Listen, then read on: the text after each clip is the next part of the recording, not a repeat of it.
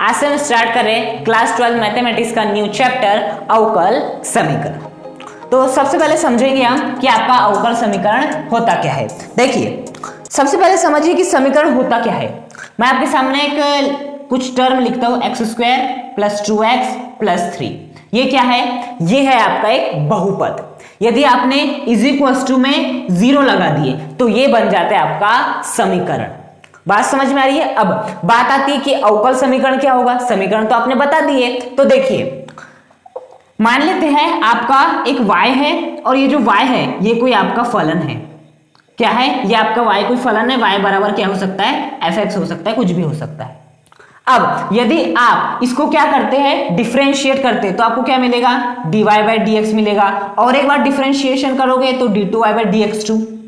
Okay, तो इसका जब मैंने एक बार डिफरेंशिएशन किया तो dy बाई dx मिला, और एक बार करूंगा तो d2y बाई dx2 मिलेगा। अब यदि मैं इनके बीच जो मैंने इस फंक्शन का डेरिवेटिव निकाला हूं, ये क्या हो गया? डेरिवेटिव। ये भी क्या हो गया? उसका डेरिवेटिव। तो इन डेरिवेटिव को मैं किसी संबंध के साथ लिख देता हूं तो वो जो समीकरण कहलाता है वो कहलाता है अवकल समीकरण। जैसे मैं इनके बीच में संबंध बनाता हूं, 3dy by dx plus y is equals to 0।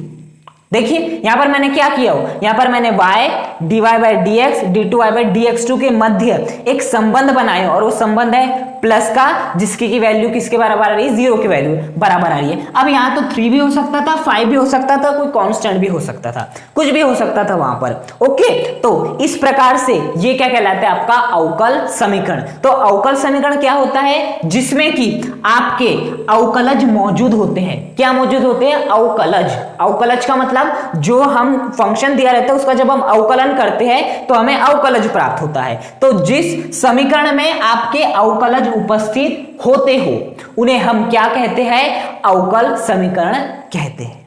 क्या कहते हैं? अवकल समीकरण कहते हैं। बात समझ में आई है? अब आपको यहां पर दो चीज समझनी होगी कि आपकी घात क्या होती है और आपकी कोटि क्या होती है। देखिए, ये दो चीज है, घात और कोटि। तो यदि मैं इस समीकरण की बात करूं तो बताइए सबसे ज्यादा बार अवकलन किसका हुआ है? ऑब्वियस सी बात है, आप बोलेंगे इस टर्म का। क्यों? क्योंकि इसका 2 बार अवकलन हुआ है, इसका केवल 1 बार अवकलन हुआ है, इसका तो हुआ ही नहीं है। तो सबसे ज्यादा बार अवकलन किसका हुआ है? इसका हुआ है। अब कितनी बार हुआ है अवकलन? इसका ऑब्वियस सी बात है 2 बार हुआ है। तो कोटि बता सकते हो कितनी हो जाएगी? कोटि हो जाएगी आपकी 2 हो जाएगी।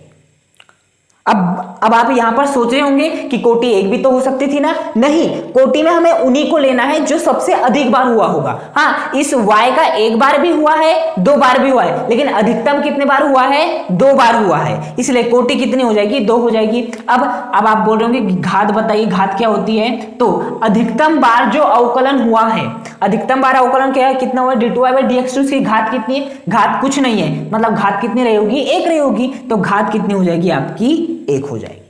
तो बात समझ में आई है कि आपके कोटि क्या होती है, घात क्या होती है। कोटि का मतलब हुआ है अधिकतम बार जो अवकलन होता है उसे हमें देखना रहता है, और घात का मतलब क्या होता है? जो अधिकतम बार जो अवकलन हुआ है उसकी घात क्या है। अब मैं यहां पर कुछ एग्जांपल दूंगा जिसमें कि हमें यह फाइंड करना है कि उसकी कोटि क्या होगी और उसकी घात क्या होगी। यहां पर मैंने कुछ क्वेश्चन ले लिया है जिनके कि हमें घात भी फाइंड करनी है और कोटि भी फाइंड करनी है। तो सबसे पहले हम फर्स्ट क्वेश्चन ले लेते हैं। देखिए, जो आपका फर्स्ट क्वेश्चन है उसमें आपको सबसे पहले बताना है कि कोटि क्या होगी। तो देखिए, कोटि के लिए हम क्या देखते हैं कि सबसे अधिक बार अवकलन किसका हुआ है। तो यहां पर केवल क्या है? ds बाई dt, एक ही बार हुआ है s का अवकलन। यहां पर क्या है? d2s बाई dt स्क्वायर, मतलब यहां पर s का अवकलन 2 बार हुआ है। मतलब अधिकतम बार अवकलन कितने बार हुआ है? 2 बार हुआ है। तो बता सकते हो कोटि कितनी हो जाएगी? कोटि हो जाएगी आपकी 2। ये जो आपका पहला अवकल समीकरण है इसकी कोटि कितनी हो जाएगी? 2। अब बता सकते हो कि घात कितनी हो जाएगी? तो घात के लिए हमें क्या देखना है? जो कोटि, जिस टर्म से कोटि डिफाइन हुई है उसकी घात देखना है। ओके, तो कोटि 2 है, हमें कैसे पता चला? इस टर्म के कारण पता चला। अब देखो इसकी घात कितनी है। तो यदि मैं बात करूं d2s बाई dt स्क्वायर की जो घात है कुछ नहीं मतलब क्या है, एक है, मतलब घात कितनी हो जाएगी, एक हो जाएगी। यहां बच्चे क्या करते हैं कि अधिकतम क्या है, 4 है, तो आंसर 4 लिख के आ जाते, गलत। हमने कोटि डिफाइंड किससे किए हैं, इस d2s बाई dt स्क्वायर से किए हैं, तो घात भी हमें इसी की देखना है।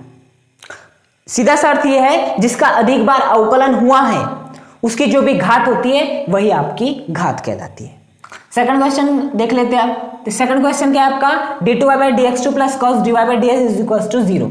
अब बताओ यहाँ पर कोटि क्या होगी, तो ऑब्वियस सी बात है कोटि आप बता सकते हैं कि कोटि कितनी हो जाएगी, 2 हो जाएगी। क्यों, क्योंकि अधिकतम बार अवकलन कितने बार हुआ है देख सकते हो, यहां पर आपका 2 बार हुआ है, यहां पर तो देख सकते हो 1 ही बार हुआ है, इसलिए कोटि कितनी हो जाएगी, 2 हो जाएगी। और घात बता सकते हो, बिल्कुल, जिससे कोटि निर्धारित की उसी से घात भी निर्धारित होगी। इसकी घात कितनी होगी, कुछ नहीं मतलब 1 होगी, तो सेकंड वाले की घात कितनी हो गई, 1, कोटि कितनी हो गई, 2। थर्ड क्वेश्चन पे आ जाते हैं। देखो थर्ड क्वेश्चन क्या है, y के ऊपर ट्रिपल डैश है, y square plus e to the power y के ऊपर डैश इज इक्वल टू 0। अब y के ऊपर ट्रिपल डैश है तो इसको हम किस प्रकार से लिख सकते हैं, देखिए y के ऊपर ट्रिपल डैश है मतलब हमने y का कितने बार अवकलन किए हैं, 3 बार अवकलन किए हैं। कितने बार, क्योंकि y के ऊपर ट्रिपल डैश है मतलब हमने y का 3 बार क्या किए हैं, अवकलन किए हैं। प्लस क्या आ जाएगा यहाँ पर y स्क्वायर, ओके, प्लस क्या हो जाएगा e to the power y dash. y dash मतलब हमने y का कितने बार अवकलन किए हैं, यहाँ पर 1 बार, मतलब y का हमने अवकलन किया है आपका 1 बार, dy by of dx is equal to कितना हो जाएगा आपका 0। तो जो आपका थर्ड क्वेश्चन है वास्तव में ये है, यदि y के ऊपर यहाँ पर 4 डैश रहते तो मतलब y का अवकलन 4 बार हुआ है। अब बता सकते हो कि घात कितनी होगी, चलो सबसे पहले कोटि बताओ, तो कोटि, हाँ कोटि तो हम आसानी से बता सकते, कोटि कितनी हो जाएगी, यहाँ पर इसकी 3 हो जाएगी। क्यों, क्योंकि देखिए यहाँ पर y का अधिकतम बार कितने बार अवकलन हुआ है, 3 बार, अधिकतम 3 बार हुआ है, उससे अधिक नहीं हुआ है, और कोटि में हमें अधिकतम बार ही लेना रहता है, तो कोटि कितनी हो जाएगी 3, इसका तो 1 ही बार हुआ है। और यदि मैं घात पूछूं तो घात के लिए भी क्या करते हैं, जिस टर्म से कोटि निर्धारित हुए केवल उस पर ध्यान दो, तो d3y बाई dx3 की घात कुछ नहीं है, मतलब घात कितनी है, 1 है, मतलब थर्ड क्वेश्चन की जो कोटि हो गई वो कितनी हो गई, 3 हो गई, और घात कितनी हो गई, 1 हो गई। इस प्रकार के क्वेश्चन जो आपके वस्तुनिष्ठ प्रश्न आते हैं उसमें पूछ लिए जाते हैं। अब हम चलते हैं आपके फोर्थ क्वेश्चन पे। फोर्थ क्वेश्चन क्या है, यहां पर थोड़ा गौर कीजिएगा। 1 प्लस dy बाई ds का स्क्वायर है और इसकी पावर पूरी की power 3/2 is equal to kx है। अभी क्या है, 1 प्लस dy बाई dx का स्क्वायर है, फिर क्या है 3/2 इज इक्वल टू kx। अब मैं पूछता हूँ घात बताओ, कोटि बताओ। आप बोलोगे कि y का तो 1 ही बार अवकलन हुआ है, मतलब कोटि कितनी हो जाएगी, 1 हो जाएगी, और घात कितनी हो जाएगी, 2 हो जाएगी। आपका आंसर गलत है, आप ऐसे नहीं बता सकते हो। आपको सबसे पहले क्या करना है कि जो 3/2 की पावर है इसे पहले हटाना है, इसे साधारण रूप में परिवर्तित करना है। देखते हैं किस प्रकार से हटा सकते हैं। आप क्या कीजिए, दोनों पक्षों का वर्ग कर दो, इसका भी वर्ग कर दो, इसका भी वर्ग कर दो, तो क्या हो जाएगा 1 प्लस dy बाय dx का होल स्क्वायर। अब 3/2 का क्या करना है, हमें वर्ग करना है। क्या करना है, वर्ग करना है, मतलब इसका क्या कर देंगे, एक प्रकार से इस पर वर्ग कर देंगे, और इसके x का भी क्या कर देंगे, वर्ग कर देंगे। क्या हो जाएगा, ये 2 से ये 2 कैंसिल, तो फाइनली कितना हो जाएगा 1 plus dy by of dx का कितना आ जाएगा होल स्क्वायर की पावर 3, क्योंकि ये 2 से ये 2 तो कैंसिल हो गया, is equal to k square x square. अब हमें क्या करना पड़ेगा, ये जो 3 है इसे भी आपको क्या करना पड़ेगा, हटाना पड़ेगा। ओके, अब हटाने के लिए हम क्या कर सकते हैं, यहां पर हमें एक प्रॉपर्टी लगानी पड़ेगी। कौन सी प्रॉपर्टी, a प्लस बी का होल क्यूब, जो कि कितनी होती है, a cube plus b cube plus 3a square b plus 3ab square. ये होती है property a cube plus b cube plus 3a square b plus 3ab square. ये प्रॉपर्टी लगाएंगे हम यहाँ पर, देख सकते हैं a के स्थान पे 1 है, b के स्थान पे dy बाई ds का होल स्क्वायर है, तो यहां पर हम डायरेक्ट ये वाली प्रॉपर्टी लगाएंगे। क्या हो जाएगा फिर आपका, a क्यूब मतलब 1 का क्यूब प्लस b क्यूब मतलब डीवाई बाय डी एक्स का जो स्क्वायर है इसका भी क्या आ जाएगा आपका क्यूब आ जाएगा, क्योंकि क्या होता है बी का क्यूब, बी की वैल्यू कौन निभा रहा है, डीवाई बाय डी एक्स का स्क्वायर निभा रहा है, तो यहाँ पर कितना हो जाएगा आपका ये जो बी का क्यूब आ जाएगा, प्लस क्या आता है 3, क्या आता है ए स्क्वायर, मतलब आपका 1 का स्क्वायर इंटू बी आता है, बी क्या है डीवाई बाय ऑफ dx का होल स्क्वायर, देखिए b की वैल्यू है प्लस 3, फिर क्या आता है a की वैल्यू कितनी है 1 इंटू फिर क्या आता है b स्क्वायर, b की वैल्यू कितनी है डिवाइड बाय dx का स्क्वायर का भी क्या आ जाएगा स्क्वायर इज इक्वल टू के स्क्वायर एक्स स्क्वायर। अब कई लोग क्या सोच रहे होंगे कि यहां पर तो हमने 3/2 की पावर हटा दिए थे, तो डायरेक्ट आप घात और कोटि बता दीजिए, तो बताइए, चलो हम यहीं पर रुक जाते हैं और सोचते हैं घात क्या होगी। घात हो जाएगी इसकी, घात तो हटाओ, कोटि हो जाएगी इसकी 1, घात हो जाएगी 2। यहां पर भी आप गलत है, सबसे पहले पावर रखना ही नहीं है ऊपर, पूरी तरह से हल कर लेना है। ओके अब हम वही करने जा रहे हैं, तो देखो 1 का क्यूब कितना हो जाएगा 1 ही हो जाएगा, डिवाइड बाय ds का स्क्वायर की पावर 3 है, तो 3 दूनी कितना हो जाएगा आपका 6 हो जाएगा।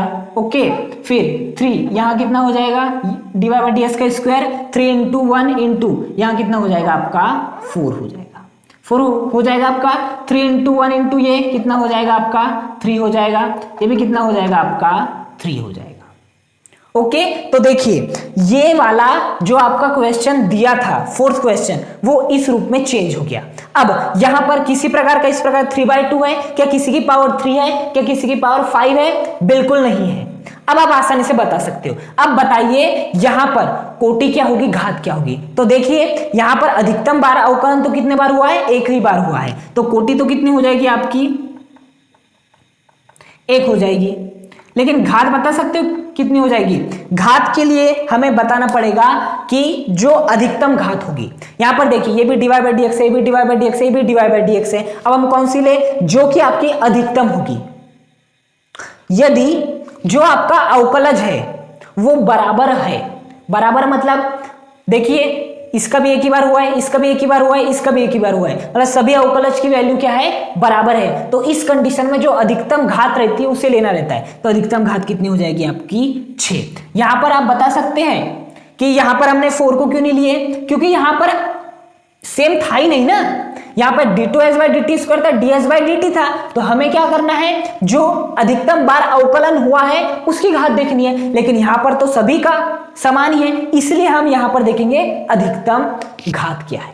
बात समझ में मैं क्या कहने का प्रयास कर रहा हूं। तो सबसे पहले क्या कर लीजिएगा, यदि इस प्रकार का कोई क्वेश्चन आ जाता है तो सबसे पहले उसे आप अच्छे से सॉल्व कर लीजिएगा, पूरी तरह से इस प्रकार से खोल लीजिएगा, उसके बाद बताइएगा। इस प्रकार के क्वेश्चन एग्जामिनर साधारणतः जब उन्हें मन लगता है कि नहीं यार थोड़ा कठिन क्वेश्चन पेपर निकाला जाए, तो वो इसी प्रकार के क्वेश्चन पेपर में डाल देते हैं और बच्चे यही फंस जाते हैं।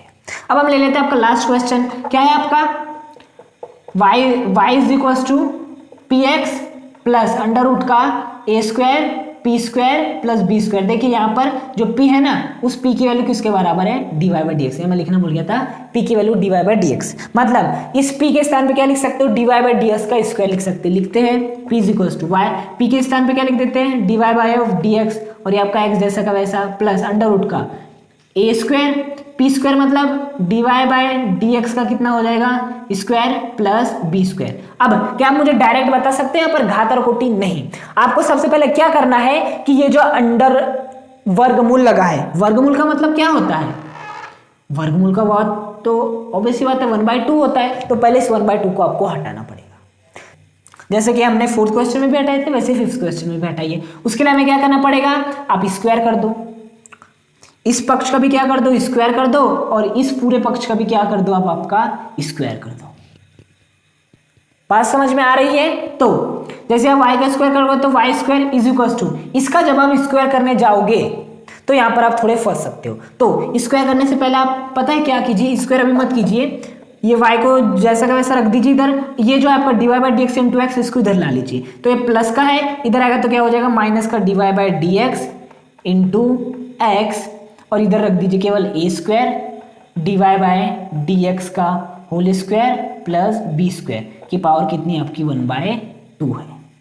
बात समझ में आ रही है? अब क्या कर दीजिए, दोनों पक्षों का स्क्वायर कर दीजिए। इसका भी क्या कर दो स्क्वायर और इसका भी क्या कर दो आपका स्क्वायर कर दो। मैं ऐसा करने क्यों बोल रहा हूं? अब देखिए ये वाले 2 से ये वाला 2 क्या हो जाएगा, अपने आप कैंसिल हो जाएगा। इसको रख दीजिए भी जैसा का वैसा, y minus dy by dx into x का स्क्वायर आ जाएगा। ओके, बराबर यहाँ पर a square dy by dx का क्या आ जाएगा स्क्वायर प्लस b स्क्वायर। देखिए 1/2 कैंसिल, ये 2 भी कैंसिल, तो देखिए ये भी आपका खुला हो गया। ओके, यहाँ पर किसी प्रकार की कोई पावर नहीं बची, लेकिन यहाँ पर थोड़ा सा है तो यहाँ पर हम लगा लेते हैं कौन सा फॉर्मूला, a माइनस बी के होल स्क्वायर का, जो कि कितना होता है आपका, मैं यहाँ पर लिख देता हूँ a स्क्वायर माइनस प्लस का b स्क्वायर माइनस का 2ab। तो a स्क्वायर मतलब y का स्क्वायर प्लस b स्क्वायर मतलब dy by dx into x का क्या आ जाएगा स्क्वायर आ जाएगा। ओके, प्लस का सॉरी प्लस का नहीं माइनस का 2, a के स्थान पे y है, b के स्थान पे क्या है x into d Y by D x है आपका। a के स्थान पे y था, d Y by D x into x किसकी वैल्यू निभा रहा था, b की वैल्यू, तो इस हिसाब से a माइनस बी के होल स्क्वायर के हिसाब से ये हो जाएगा। इसको सॉल्व कीजिए तो ये हो जाएगा x का भी स्क्वायर हो जाएगा और इसका भी क्या हो जाएगा, ये स्क्वायर हो जाएगा। अब देखिए आपका ये वाला पद को मैंने इस प्रकार लिख दिया, मतलब ये भी अब इस प्रकार के स्क्वायर से मुक्त हो गया। ये तो ऑलरेडी मुक्त हो ही चुका है। अब आप आसानी से बता सकते हो, इसको देखकर आसानी से बता दो कि घात यहाँ पर क्या होगी और कोटि क्या होगी। तो देखिए अधिकतम बार अवकलन एक ही बार हुआ यहाँ पर भी, तो घात तो हम बता देंगे, सॉरी कोटि तो हम बता देंगे, क्योंकि अधिकतम बार अवकलन कितने बार हुआ है, एक ही बार हुआ है। हाँ, लेकिन घात देखिए, घात यहां पर अधिकतम कितनी है, 2 ही है, देख सकते हैं 2 ही है, तो यहां पर घात कितनी हो जाएगी आपकी, 2 हो जाएगी। तो इस प्रकार से आप समझ ही चुके होंगे कि यदि आपको कोई भी अवकल समीकरण दे दिया जाए तो उसकी आपको घात किस प्रकार से डिफाइन करनी है और कोटि किस प्रकार से डिफाइन करनी है। उम्मीद करता हूं आपको वीडियो पसंद आया होगा। Thank you.